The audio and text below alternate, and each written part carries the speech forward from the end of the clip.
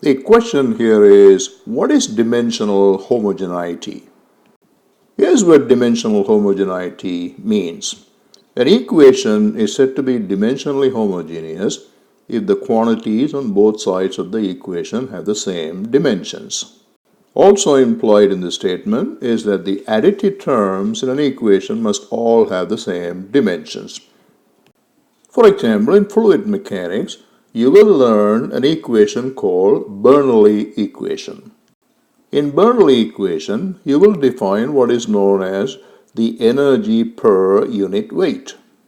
The energy of a fluid at a certain point comes from three different sources: pressure, velocity, and elevation. The energy per unit weight takes this form. H is the energy per unit weight, and it has three components. The first one goes with the pressure, the second one goes with the velocity, and the third one goes with the elevation. But they are all kind of normalized so that each of the three terms on the right hand side will have the same dimension.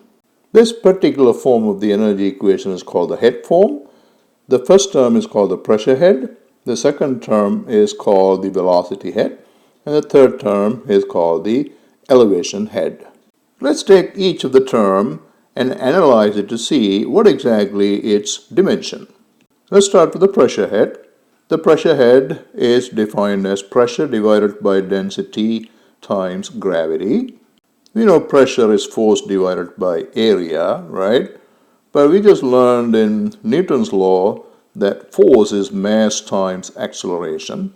So this expression eventually becomes equal to mass times acceleration divided by area times density times gravity. But what is gravity? Gravity is acceleration here, right? That's what we call little g, gravitational acceleration. So you could just cancel this acceleration with this acceleration and end up with mass divided by area times density. Now let's go ahead and assign dimensions for each of the three quantities. Mass is capital M, right? Remember the symbols that we use for primary dimension? Capital M for mass, right? Area is length squared, right? Density is mass divided by volume, and volume is L cubed. So now if you cancel certain things here, like M can be cancelled with this M here, and this L squared and L cubed simplifies to L in the numerator, right? So you end up with L for the pressure head. In other words, the dimension of the pressure head here is L. Similarly, velocity head is defined as velocity squared over 2 times g. G here once again is the gravitational acceleration, right? Velocity is L over t, length divided by time. So we square that. And in the denominator, this number does not have any dimension. So we can just forget about that. And the gravity, of course, has a dimension of acceleration, which is L over t squared. So this expression right here simplifies to give you L again. In other words, the velocity head also has the dimension of length. The elevation head is the easiest of the three because the elevation head is simply equal to the elevation, which has a dimension of length.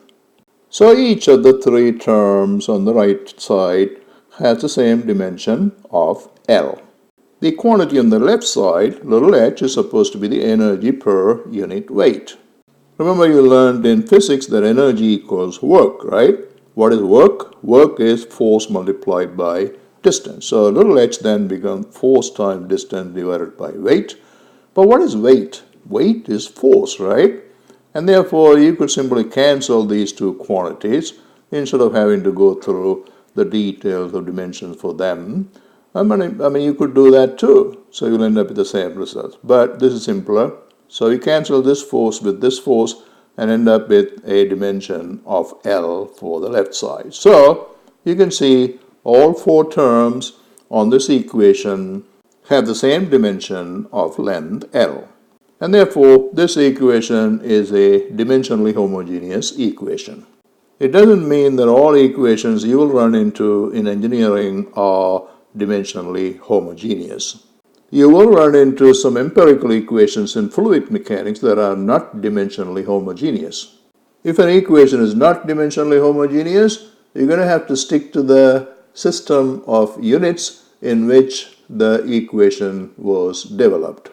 But if the equation is dimensionally homogeneous, you can use any system of units. You can use either SI system or the US customary system. So ideally, an equation should be dimensionally homogeneous.